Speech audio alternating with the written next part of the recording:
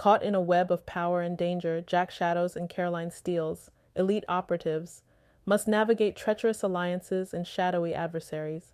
Their survival hinges on international waters, a gifted catamaran, and a risky plan. As a mysterious job in Monaco awaits, they seek freedom, but can they truly escape the deadly grip of their powerful employers? Sit back and enjoy episode 6 of Shadows and Stealz. No half-stepping, narrated by Ace Buchanan. Jack Shadows and Caroline Stealz had seen many sunrises before, but this one was different. They watched the city awaken, feeling grateful to be alive after a harrowing night in the Plexus Corporation skyscraper. They were hired by a clandestine group called the Big Eight, shadowy benefactors that were powerful enough to command their lethal skills. Bubbles, their greasy, slick liaison, insisted on meeting alone. His appearance was as deceptive as his persona, a bald, lanky man who hid a deadly demeanor. Bubbles had arranged the rendezvous, a private location away from prying eyes. Yet these meetings were far from safe. A simple misunderstanding could quickly spiral into a deadly standoff. Waiting for Bubbles, Jack stood tall, his broad frame against the city's silhouette, while Caroline was a block away, the tension clear in her lithe form. Bubbles eventually arrived, insidiously blending with the environment.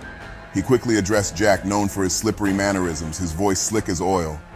"Jack, my Ace Coon, looks like you guys had a rough night." Jack's jaw tightened, his voice steady. "Cut the small talk, Bubbles. I just want the money. Here's the file." Bubbles' thin lips curled into a smirk as he flipped through the file. "You didn't detonate the bomb as instructed, Jack. Any reason why?" "We were set up, Bubbles," Jack shot back. "You think we'd be careless enough to put a bomb in a service elevator?" Bubbles' smirk vanished. "The Plexus building still stands, Jack. You did half the job, you get half the money." As Jack fumed, Bubbles continued his jab. "Your girl's getting sloppy, Jack. Might be time for something younger, tighter." Jack's gaze hardened at the audacious offer. "Your balls are almost as big as your mouth, Bubbles." Bubbles chuckled, seemingly unfazed. "Your girl's losing her touch, Jack. Maybe it's time for a fresh start." Gritting his teeth, Jack cut him off. "Enough. We'll take the money and leave." Heated words were exchanged, the air crackling with tension. Reluctantly, Jack handed over the file, the cause of their recent close shave. Bubbles made his exit, leaving half the agreed amount. Bubbles' final advice was for them to disappear for 6 months on their gifted catamaran, safe in international waters under maritime law. A job awaited them in Monaco. When Jack relayed the news to Caroline, she was incredulous. "I nearly got my boobs blown off for a lousy $4 million? She threw up her hands in exasperation. "I'm done, Jack. I want out." Jack pulled her close, his gaze intense. "Caroline, we're tangled up with some big players. We're a liability to them. They won't just let us go, but we'll lay low, make some plans."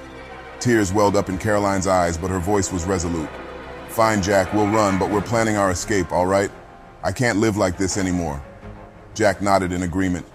"We'll head out to international waters on that catamaran they gifted us. Under maritime law, we'll be safer. The Big Eight have a job for us in Monaco. We stay out of sight, then we make our move." As the sun began its ascent, casting long, ominous shadows, the two of them steeled themselves for the treacherous journey they were about to undertake. Their faces hardened with determination as they looked out at the city, their home, now a battlefield from which they had to retreat.